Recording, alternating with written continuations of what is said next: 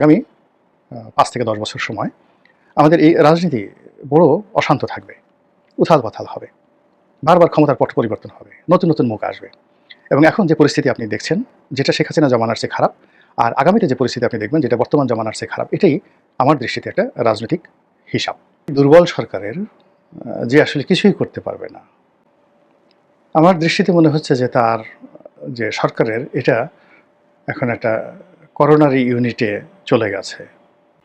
এর কারণ হলো সরকার ঘুরে দাঁড়ানো, তার ভালো করা, এটা বলতে গেলে অসম্ভব হয়ে পড়েছে। ডক্টর মোহাম্মদ ইউনূসের যে সমালোচনা আমি গত ১১ মাস ধরে করেছি, সেই ১১ মাসের সমালোচনার মূল উদ্দেশ্য ছিল তিনি যেন ভালো করেন এবং তিনি যেন তার যে সংস্কার কর্মকাণ্ডগুলো করতে চাচ্ছেন, সেই কর্মকাণ্ডগুলো একটা শেপ দিয়ে সুন্দর একটা অবস্থা তৈরি করে সসম্মানে বিদায় নিতে পারেন, এজন্য সমালোচনা করেছি। কিন্তু আজকে থেকে আমার কাছে মনে হচ্ছে যে আমি আর তার সমালোচনা করব না। ঘুরে দাঁড়াবে, ভালো কিছু করবে, আপনাদেরকে যাকে বলা হয় একটা নতুন বাংলাদেশ উপহার দেবে, নতুন বন্দোবস্ত দেবে, এটা আমার কাছে মনে হচ্ছে যে এটা অসম্ভব একটা বিষয়। তো কাজেই কোনো একটি দুর্বল সরকারের যে আসলে কিছুই করতে পারবে না, নিজের উপকার করতে পারবে না অন্যের ক্ষতি ছাড়া, তো তাদের সমালোচনা করা, তাদেরকে প্রমোট করা বা তাদের পেছনে সময় ব্যয় করাটা আমার কাছে wastage of time, money and energy বলে মনে হয়। আমার শৈশব থেকে আমি যে কাজগুলো করেছি, একেবারে শৈশব থেকে, আমি সাধারণত আমার জীবনের ৯৯% ক্ষেত্রে আমি দ্বন্দ্ব, সংঘাত, কলহ, বিবাদ এগুলো এড়িয়ে চলেছি। ফলে অশান্তি, আমার জীবনে অশান্তির যে জিনিস এটা নেই। অসম্মান, আমি আসলে কাউকে অসম্মান করিনি কখনো। আমাকেও আসলে কারো সঙ্গে মানে কারো দ্বারা অসম্মানিত হতে হয়নি। এই জিনিসগুলো আমার ডিকশনারিতে নেই। আমি প্রতিযোগিতা করেছি। তারপরে শেষে কারো সঙ্গে দেখা গেছে যে আমার দ্বন্দ্ব সংঘাত হয়েছে। কিন্তু আমি হিসাব মিলিয়ে দেখি যে আমি কখনো দুর্বল, অসহায় এবং আমার পর্যায়ের নয়, এরকম কারোর সঙ্গে কখনো প্রতিযোগিতা করিনি, কারোর সঙ্গে দ্বন্দ্ব সংঘাত করিনি, মারামারি কাটাকাটি করিনি। অধিকন্ত আমার অনেক শক্তিশালী প্রতিপক্ষ, প্রতিদ্বন্দ্বী যখন বিপদে পড়েছে, আমি সবার আগে সাহায্য করতে এগিয়ে গিয়েছি। এমন অনেক ঘটনা ঘটেছে যে আমার সেই সাহায্যটুকু না হলে হয়তো তার অস্তিত্ব টিকত না। এরকম বহু ঘটনা জীবনে বহুবার ঘটেছে। কিন্তু এ সময়ের মধ্যে অনেককে দেখেছি খুব হাজার কোটি টাকার মালিক হয়েছে, আবার দেউলিয়া হয়ে সব শেষ হয়ে গেছে। ওটা আমার জীবনে আসেনি। তো এই কারণে কি হলো যে যতক্ষণ পর্যন্ত আমি ডক্টর মোহাম্মদ ইউনূসকে একজন সম্ভাবনাময় মানুষ মনে করেছি, তারপরে তার কাছে অনেক কিছু আশা করেছি, তার সরকারের একটা ভবিষ্যৎ দেখেছি, আমি ততদিন পর্যন্ত সমালোচনা করেছি। কিন্তু আজ থেকে আমি আর তার সমালোচনা করব না এবং আজ থেকে আমি যেটা বলার চেষ্টা করব সেটা হলো যে এই সরকার চলে যাওয়ার পরে আমাদের দেশে সম্ভাব্য কী পরিণতি হতে পারে সেই জিনিসগুলো বলবো এবং একই সঙ্গে ইউনূস সরকারের জমানাতে ভালো যে জিনিসগুলো ছিল সেই জিনিসগুলো যেটা আগামীতে আমরা স্মরণ করব তার চলে যাওয়ার পরে, সেই বিষয়গুলো আপনাদেরকে বলবো। প্রথমত যেটা বলা দরকার সেটা হলো যে আমি শেখ হাসিনার জমানার শেষ দিক নয়, একেবারে ২০১৪ থেকে বলে আসছি যে শেখ হাসিনার পতন অনিবার্য। তবে বাস্তবতা হলো যে শেখ হাসিনার পতনের পরে যেটা আসবে সেটা শেখ হাসিনার চেয়ে খারাপ সময় আসবে। তো একই কথা এখানে প্রযোজ্য যে আগামী ৫ থেকে ১০ বছর সময় আমাদের এই রাজনীতি বড় অশান্ত থাকবে, উথাল-পাথাল হবে। বারবার ক্ষমতার পট পরিবর্তন হবে, নতুন, নতুন মুখ আসবে। এবং এখন যে পরিস্থিতি আপনি দেখছেন, যেটা শেখ হাসিনা জমানার চেয়ে খারাপ, আর আগামীতে যে পরিস্থিতি আপনি দেখবেন, যেটা বর্তমান জমানার চেয়ে খারাপ, এটাই আমার দৃষ্টিতে একটা রাজনৈতিক হিসাব। এখন এই যে ডক্টর মোহাম্মদ ইউনূস চলে যাবেন, কীভাবে যাবেন, কখন যাবেন এটা আল্লাহ জানেন, কিন্তু তাকে যেতে হবে। ২ নম্বর হলো যে তার ঘুরে দাঁড়ানো সম্ভব নয়। তার পক্ষে ভালো কিছু করা এখন আর সম্ভব নয়। তার সকল কিছু অর্গান, মানে তার যে সাহায্যকারী হাতগুলো, এগুলো সব দুর্বল হয়ে পড়েছে, প্যারালাইজড হয়ে গেছে। তো কাজেই এখানে ইনজেকশন করা, তাকে উজ্জীবিত করার চেয়ে বরং তার অবর্তমানে এই বাংলাদেশটা কেমন হতে পারে, এটার ইতিবাচক কিছু দিক বলবো।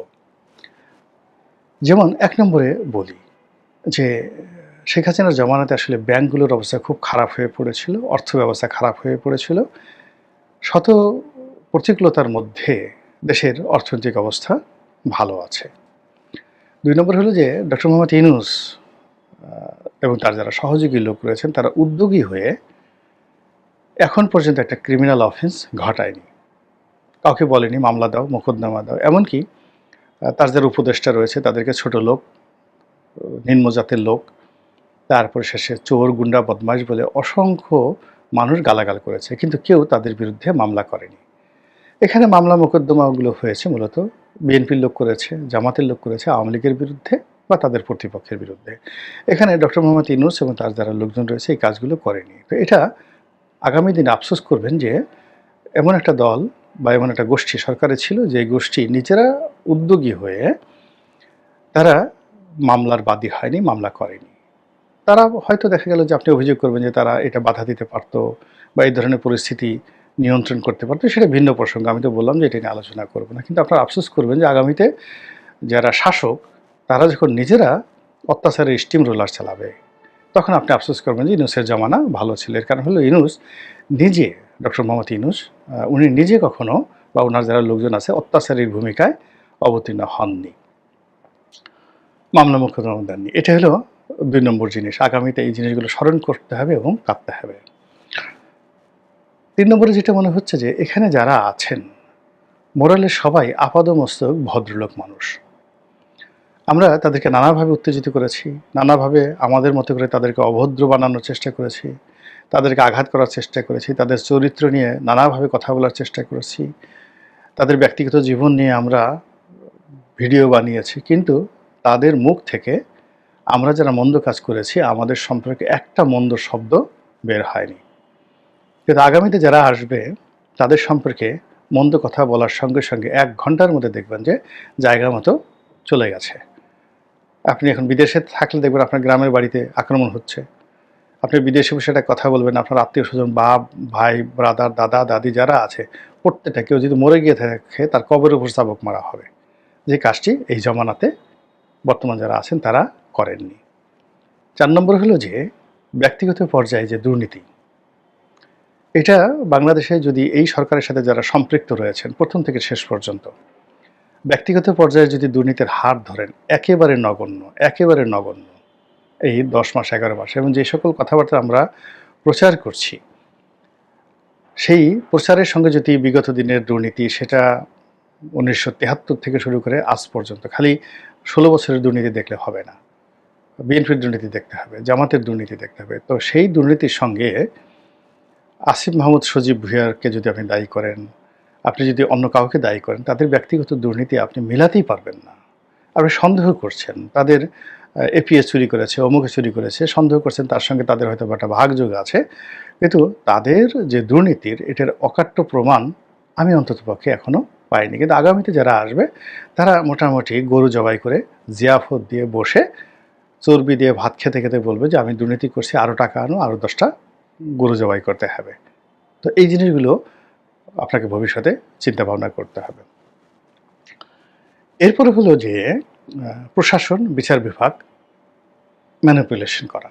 এখন ম্যানিপুলেশন হচ্ছে, কিন্তু এখানে ডক্টর মোহাম্মদ ইউনূস বাধা দিচ্ছেন না বা নিউট্রাল রাখতে পারছেন না। কিন্তু তিনি নিজে কোনো হাইকোর্টের বিচারককে হুমকি দেওয়া, নিম্ন আদালতের কোনো বিচারককে আমি ইউনূস সাহেব বলছি বা আমি অমুক বলছি, এই কথা সরকারের পক্ষ থেকে কেউ করা হচ্ছে না। এখানে যে যার শক্তি আছে, পেশি শক্তি আছে, সেই অনুযায়ী তারা সব কিছু বগল দাবা করে নিয়েছে, থানা, পুলিশ, প্রশাসন সব কিছু। কিন্তু সরকারের কর্তা ব্যক্তি যারা আছে তারা প্রশাসনকে ম্যানিপুলেট করছে না। কিন্তু আগামীতে এই জিনিসগুলো থাকবে না। এরপরে ৬ নম্বর। ৬ নম্বর হলো যে এখানে যারা আছেন অন অ্যাভারেজে তাদের সবারই শিক্ষা দীক্ষার মান, এটা নৈতিক শিক্ষা বলবো না, প্রাতিষ্ঠানিক যে শিক্ষার মান সর্বোচ্চ পর্যায়ের। এটা একটা রাজনৈতিক সরকারের কল্পনাই করা যায় না। ফলে তাদের সব কিছুর মধ্যেই আপনি শিক্ষা দীক্ষার একটা অভিব্যক্তি দেখতে পাবেন, যেটা আগামীতে আপনি দেখতে পাবেন না। আর সবার শেষে হলো এখানে যারা আছেন তারা কেউ বাই বর্ন ক্রিমিনাল নন। তাদের কারোর মধ্যে নিষ্ঠুরতা নাই। এমনকি আমরা যাকে ডাস্টবিন শফিক বলি, কিংবা যাকে আমরা সেই উপদেষ্টা মানে যাকে বলে এই প্রেস সচিব বলি, অনেকেই তার ব্যাপারে বিরক্ত, না বুঝে বিরক্ত। যারা শফিক সাহেবকে চিনেন, he is one of the finest man. এখানে রাজনীতির কবলে পড়ে তিনি সব দিশাহারা হয়ে পড়েছেন। আপনার কে খুশি করার জন্য সে যে কথাগুলো বলা দরকার ওটা তিনি অভ্যস্ত নন, কিন্তু তার পরিবার, তার শিক্ষা, তার ক্যারিয়ার, এই পুরো জায়গাতেই নম্রতা, ভদ্রতা, বিনম্রতা এটা তার অলংকার। এবং নিষ্ঠুরতা, এরে মারো, ওরে ধরো, গুন্ডা টুন্ডা পাঠিয়ে, মানে একেবারে যাকে বলে যেটা কুরিলিটি বলা হয়, হায়না টাইপের যে চরিত্র, এটা আসলে এই সরকারের কারোর মধ্যে নেই। এটা সিঙ্গেল ওয়ান, কেউ নেই। ফলে তারা হয়তো ব্যর্থ হয়েছে, তারা প্যারালাইজ হয়েছে, তারা চলে যাবেন, কিন্তু আগামীতে যাদের আসবেন তাদের মধ্যে এই ৭টি জিনিসের একটিও আপনি দেখতে পাবেন না। ফলে আপনাকে তখন চোখে বোম্বাই মরিচ দিয়ে কাঁপতে হবে এবং বলতে হবে যে ভালোই তো ছিল, আগেরটি তো ভালো ছিল। তো এটাই আসলে রাজনীতির একটা ট্র্যাজেডি, জীবনের একটা ট্র্যাজেডি। এইভাবেই ঘটনা ঘটে। মহান আল্লাহ আমাদের সবাইকে হেদায়েত দান করুন এবং হেফাজত করুন।